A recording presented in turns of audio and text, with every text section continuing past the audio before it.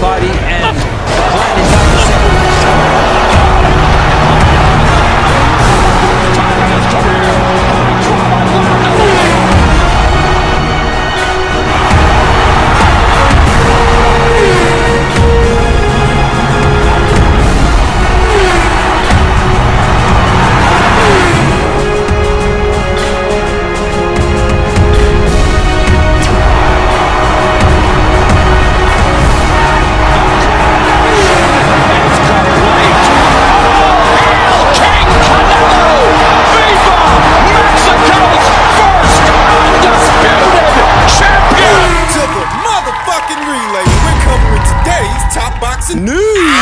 Okay, we'll start with this. As many of you all might know by now, Claressa Shields versus Savannah Marshall for the undisputed middleweight championship will take place on September 10th at the O2 Arena in London, a source told Mike Rothstein.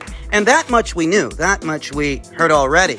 But there's a rumor circulating that Mayer versus Baumgardner will be on the undercard of this fight. I don't know how true this rumor is, or if by the time that this video is uploaded, that rumor, that story will be confirmed. Though it will confirm my previous suspicions that Top Rank was insistent on that fight happening within their umbrella, on their side of things, for a reason, and this would be the reason. A decorative item for Shields versus Marshall. And that way, it's more at the request of Sky than Top Rank. In many ways, it would be, as the fight happening in the United Kingdom on the Sky Sports Network caters to a UK audience more than an American one. And if Top Rank went as far as offering Alicia something substantial to bring her over to their side of things for this Mayer fight, that would be the reason. In order to help Sky Sports decorate the Marshall versus Shields undercard. They got Alicia to cross over as a favor to Sky. If this story checks out, it seems to me that it really is Sky Sports footing the bill for all of this,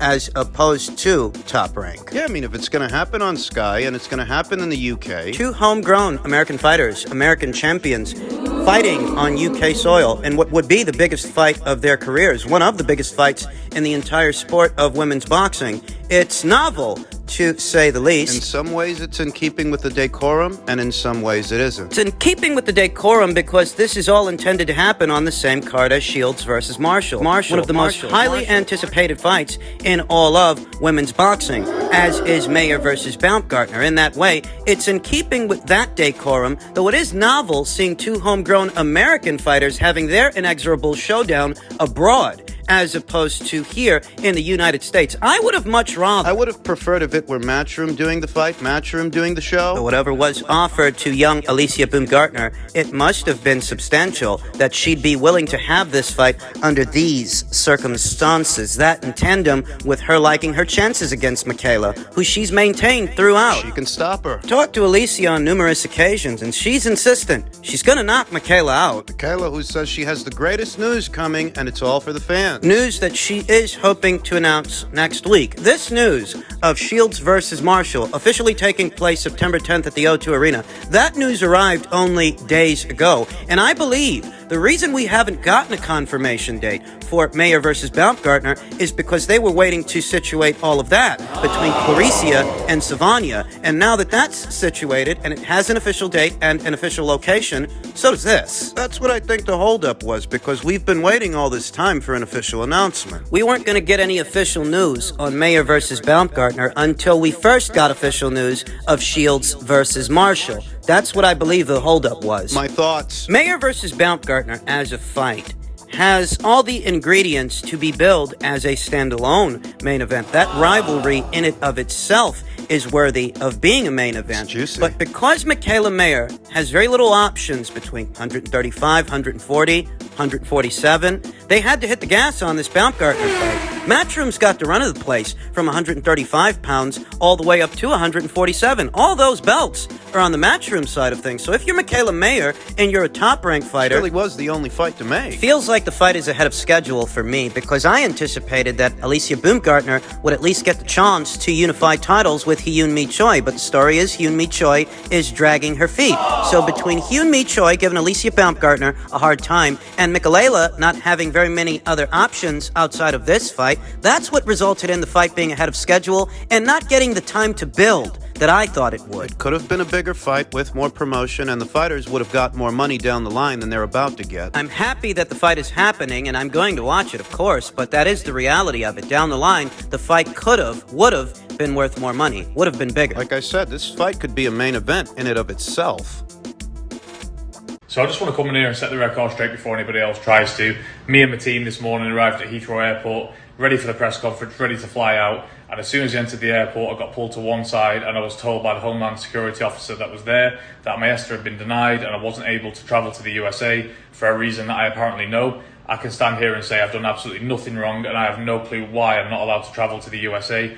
Like I said, I've been training for a fight this whole time, and that's all I've been doing. I have no clue why they would not allow me to travel today, and neither does any of my team or my lawyers. So now I'm having to go to the embassies and all this sort of stuff, trying to resolve it. And I'm in the middle of training, guys. I don't know why this has happened today. It's a massive shock to me and my whole team. Obviously, it is a matter that needs to be resolved. It's government issues. It's a lot bigger than the fight right now, and I'm just trying to get it sorted. But I just wanted to let you all know where it was at. We all know where it's at.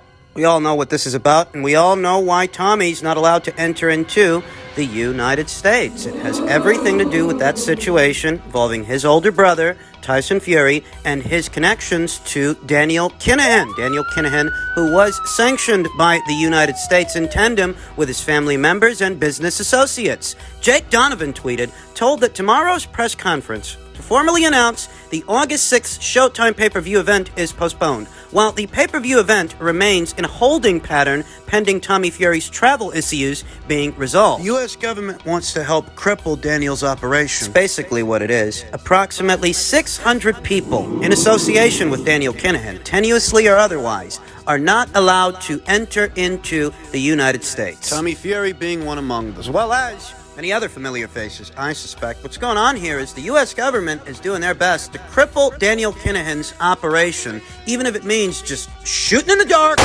hoping that they hit something.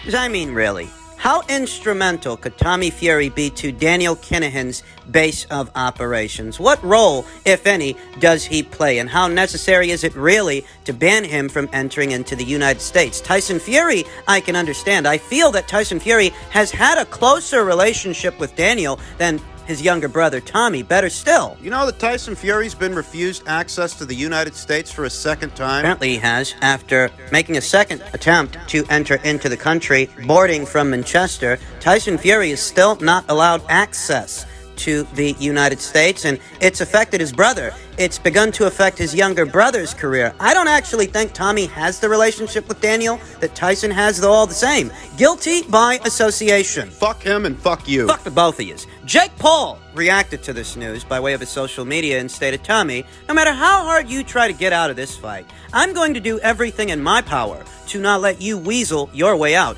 My team and my partners have made it clear the steps you need to take to solve your latest excuse. Take them or admit you're a scared little bitch. The U.S. government levied sanctions against Daniel Kinahan approximately 2 to 3 months ago in April. It's what got the ball rolling for all of this and all of Daniel's associates that are now barred from entering into this country. And it seems that Tommy Fury's career has been caught in the crossfire, because I don't actually think he's an instrumental member of Daniel's operation, plays any instrumental role. Hey, really, what's he doing? Making the coffee? Doing the dishes? Come on, Tommy Fury's no gangster. Anybody could see that.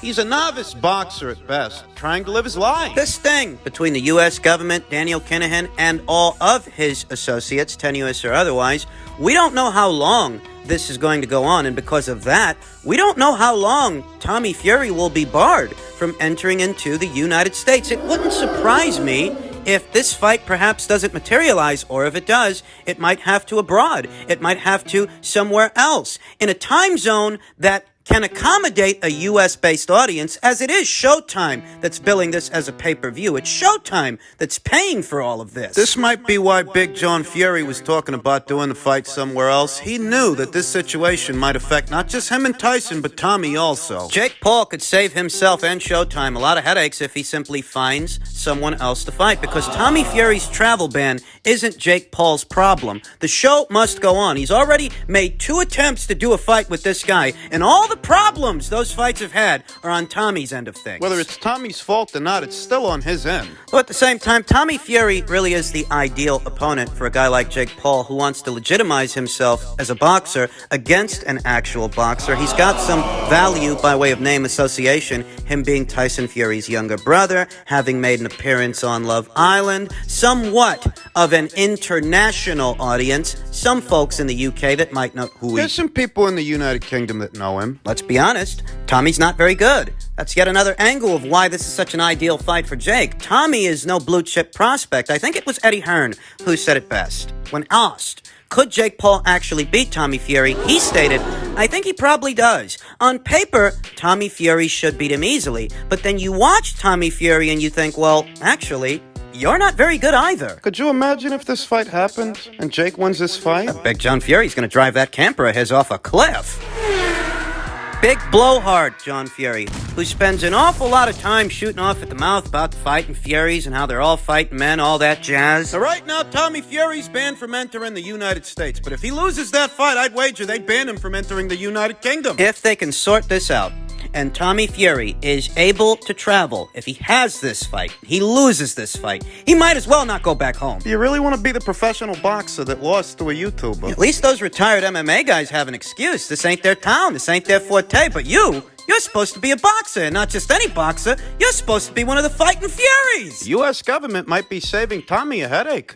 Finally, ahead of what will be his third fight with Canelo Alvarez, Gennady Golovkin says, Canelo is a better fighter since our second fight because his opponents are not as good as me. Wasn't it possible that he's improved since their last meeting 4 years ago? I mean, it is true. None of those guys that Canelo fought, Callum Smith, Caleb Plant, Billy Joe Saunders, they were never heralded as pound-for-pound fighters the same as Gennady Golovkin. Gennady, who says, I think so. I think that Canelo is a better fighter since our 2018 rematch. Yes, before the first two fights, I said that whoever wins will have an amazing career and will go far. And that's exactly what happened as a result, Golovkin told BoxingScene.com and other reporters. Canelo looks better since 2018 because his opponents have paled in comparison to me. Champions are champions, of course. Some champions are better than others. More than one thing can be true at the same time. None of the guys that Canelo fought after that Golovkin rematch exhibited the dominance in their divisions that he exhibited in his, the middleweight division. None of them were ever ranked as pound-for-pound fighters,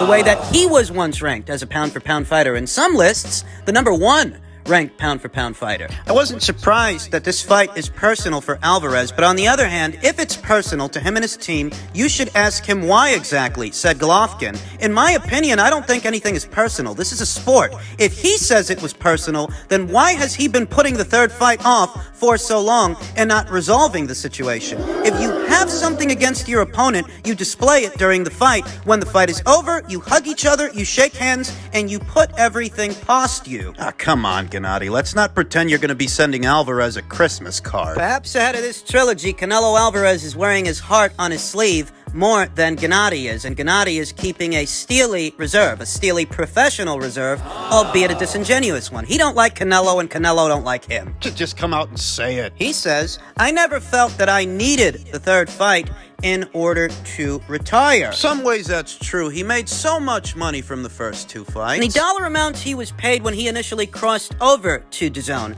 Obscene amounts of money for guys like Steve Rolls and Sergey Didivianchenko. What he just made in the Ryota Murata fight. Made a lot of money. He's about to make more. I never felt that I needed the third fight in order to retire. Golovkin told BoxingScene.com and other reporters at a media scrum in Manhattan on Monday afternoon. I could have my career and be happy with my career even without the third fight with Canelo. Golovkin, however, noted that the Alvarez fight would allow him to leave the sport with a hearty bank account. Of course, this third fight will help me retire from a financial standpoint, and that Golovkin is courting retirement. I think in some ways that's confirmation. That he might retire after this fight, win, lose, or draw, seems kind of obvious. You fought the cash cow of boxing 2 times already, you're about to fight him a third. If you lose, there's not much reason to stick around. Father Time will have caught up to you, and it's time to pack it up. Though if you win, you can leave the sport on a high, with your bank account and your faculties intact. Win, lose, or draw, there's enough reason to retire. There's enough reason to walk away from the sport. Although most are anticipating that this third outing won't end well for the aging Gennady Golovkin, who will be moving up in weight from 160 up to 168, arguably Canelo's best weight, to challenge him for his undisputed crown. The subsequent years following his second fight with Canelo Alvarez, Gennady's matchmaking hasn't been as ambitious as Canelo Alvarez. He can harp on about how the guys Canelo fought aren't as good as him. After their second fight, he can talk about that, but at the end of the day, if it's so easy, why didn't he go up there and beat those same guys? yeah, you're a middleweight, you're a natural middleweight. Hey, so's fucking Canelo. He's a middleweight, a smaller one than you are in terms of frame and stature, height and length. He's not the biggest guy. Still went up there, he still fought those guys, and you didn't. For the most part, Gennady Golovkin was on easy street. In the subsequent years that followed that second fight with Canelo, here we are. Canelo, who seems vexed, seems angry, frustrated. Some people think he's putting on an act in order to sell the third fight. All this stuff about things being personal between him and Gennady, it's all staged, and all he's really doing is attempting to sell the trilogy. I actually think Canelo Alvarez is angry, though not necessarily at Gennady Golovkin so much as the situation. I've always felt Canelo didn't want to give Gennady the time of day, and just Gennady, that saga, those fights, they're a sore spot for Canelo. I happen to think that he's annoyed. He's annoyed that he lost his last fight to Dimitri Bivol. He's annoyed that in some ways he was obligated to take this fight because this was part of his DAZN deal. Unless I'm mistaken, this fight was agreed to ahead of the Bivol fight, and if he would have won, they would have announced it. But he lost, rendering him unable to run it back with Dimitri Bivol due to this prior engagement that, if you're looking, it's chapping his ass. They're ramping up promotion for this trilogy, and they've already started the tour. It's got the big fight feel. They were both at Yankee Stadium yesterday doing their face-off. Still got a lot of buffoons trying to convince the world that this fight isn't bigger than Crawford versus Spence. So when does the promotional tour for that fight kick off? What's the ETA on that fight? Idiots. Gennady might seem puzzled that all of a sudden Canelo Alvarez is quite vexed with him. Maybe to Gennady some part of that seems staged, though I think it's genuine. Genuine frustration at the situation. Not so much at Gennady. But he's frustrated with the situation, and he's going to take it out on Gennady. Will attempt to do to Gennady Golovkin in their third fight what he could not do to Dimitri Bivol in their last fight. He's going to go in there with the intention of stopping him. Gennady says he didn't need the third fight to retire, though at the same time he didn't turn it down. He said, I don't even think about him being Canelo Alvarez. Like him or not like him, he's not a good-looking girl. I have a wife, I love my wife, I think about her, and I don't think about him. So if you ask people, a lot of them seem to think Gennady was waiting for this third fight to roll around. Preserving himself should the day come where he is so confronted with Canelo for a third time, and that day is almost here. It's a big fight. It's almost time.